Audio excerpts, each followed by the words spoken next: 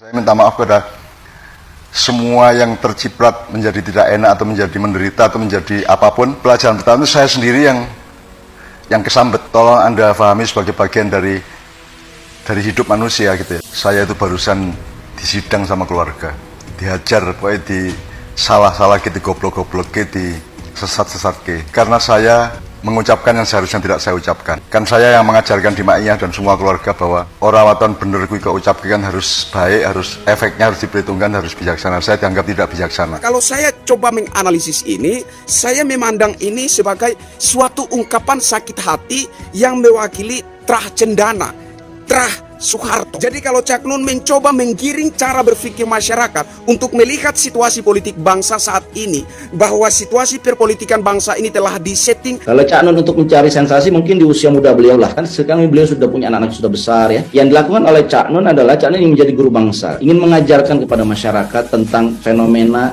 kondisi lingkungan yang sedang terjadi. Cerita Fir'aun, Haman, dan Korun itu adalah cerita mengenai seputar 2024. Jadi memprediksi bahwa tahun 2024 ini apapun pilihannya itu sudah disetting. Siapakah yang menyeting? Ada 3 tokoh yang disebutkan nama tokoh-tokoh itu. Ini merupakan pemutarbalikan fakta, ini merupakan penyesatan yang nyata, yang jelas-jelas ada di depan mata kita saat ini.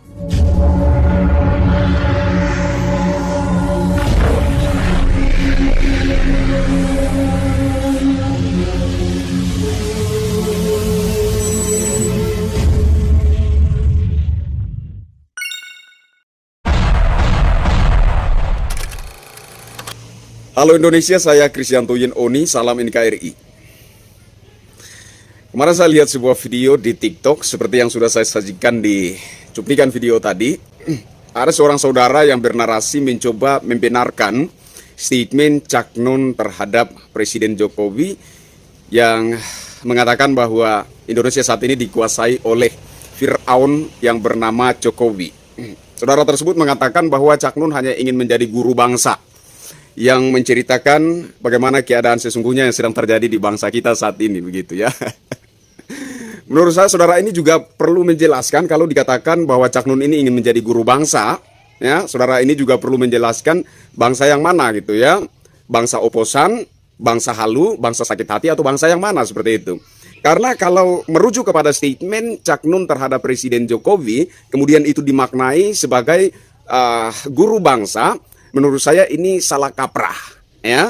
Menurut saya, statement Cak Nun terhadap Presiden Insinyur Haji Joko Widodo itu merupakan suatu pemutarbalikan fakta, atau lebih ekstrimnya boleh saya katakan itu merupakan sebuah penyesatan. Apa yang diceritakan oleh Cak Nun bahwa Indonesia saat ini sudah dikendalikan oleh Fir'aun, bahwa pemilu 2024 partai-partai lain yang mengusung calonnya nggak bakalan bisa menang, itu merupakan sebenar-benarnya gambaran situasi yang terjadi di era pemerintahan Orde Baru, bukan di era saat ini. Di kala pemerintahan Orde Baru ada 3 partai politik. Ada Golkar, PDI, bukan PDI Perjuangan, dan P3. Nah, meskipun ketiga partai ini memiliki corak dasar yang berbeda-beda, Golkar kuning, PDI merah, dan P3 hijau, tetapi sebenar-benarnya ketiga partai ini adalah Golkar kuning.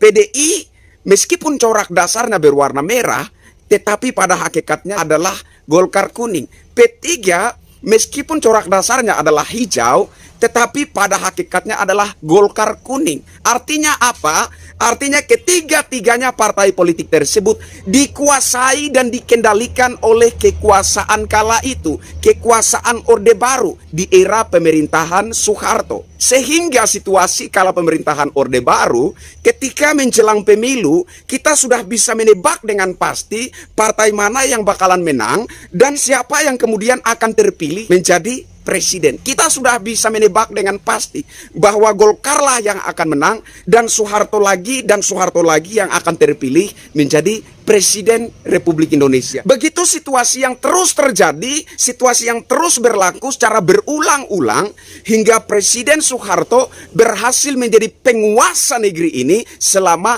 32 tahun. Jadi kalau dikatakan ada kekuasaan yang menghambat partai lain untuk berkuasa, menghambat orang lain maju menjadi pemimpin bangsa masa depan, itu merupakan sebenar-benarnya situasi yang terjadi di era Presiden Soeharto, di era kekuasaan Orde Baru, bukan situasi saat ini. Kalau partai PDIP saat ini menjadi partai yang berkuasa, mendominasi parlemen, mendominasi pemerintahan, apakah itu merupakan sesuatu yang sudah disetting? Tidak.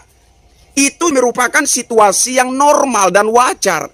Karena partai PDI Perjuangan di 2 pemilu berturut-turut menjadi partai yang lebih banyak meraup dukungan rakyat Indonesia. Jadi kalau parlemen saat ini didominasi oleh partai PDI Perjuangan, ini merupakan situasi yang wajar, bukan situasi yang disetting oleh sosok atau pihak tertentu. Memang Cak Nun ini, saya melihat informasi dari sebuah link berita bahwa Cak Nun ini adalah salah satu penasehat Presiden Soeharto yang juga turut mendorong agar Presiden Soeharto mengundurkan diri dari jabatannya sebagai presiden.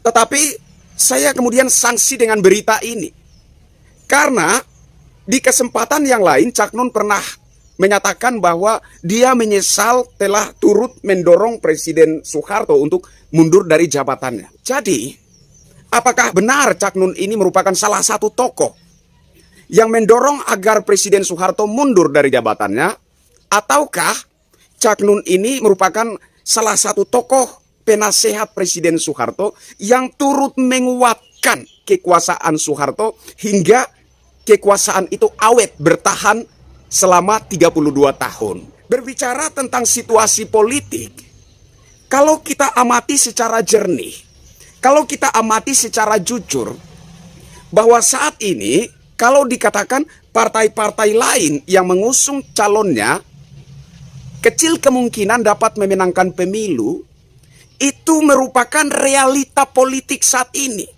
Kenyataan politik bangsa kita saat ini memang berbicara begitu. Kenapa? Karena partai-partai lain tidak memenuhi ambang batas pencalonan presiden yang sering kita dengar dengan istilah presidensial threshold. Partai-partai lain tidak bisa mengusung calonnya sendiri karena tidak memenuhi ambang batas tadi, tidak memenuhi presidensial threshold tadi. Dan presidensial threshold ini bukan sesuatu yang sengaja disetting oleh pemerintahan Presiden Jokowi. Ini sudah diterapkan sejak pemilu 2004 silam. Dan ini dianggap baik, presidensial threshold ini dianggap baik agar supaya siapa yang kemudian terpilih untuk memimpin bangsa ini memiliki kekuatan dukungan dari parlemen. Dan agar supaya kinerja pemerintahan bisa lebih efisien. Ini adalah tujuan yang sangat baik daripada presidensial threshold. Jadi ini bukan sesuatu yang sengaja disetting oleh pemerintahan Presiden Jokowi untuk menghalangi generasi muda bangsa yang berkualitas untuk maju sebagai calon pemimpin bangsa. Tidak seperti itu. Nah, kalau statement Cak Nun itu merujuk kepada partai PDI Perjuangan yang saat ini menjadi partai yang berkuasa, ini merupakan suatu statement yang sangat kental dengan sentimen menurut saya. Kenapa?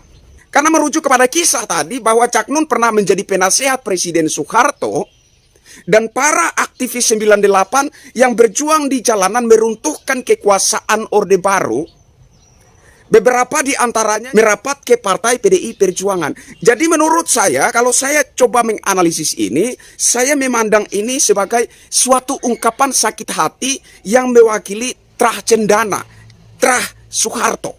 Jelas di sini bahwa Cak Nun bukanlah sosok yang turut berjuang agar Presiden Soeharto itu mundur dari jabatannya. Karena statement Cak Nun ini menjelaskan kepada kita bahwa Cak Nun ini memendam benih-benih kebencian Trah Cendana.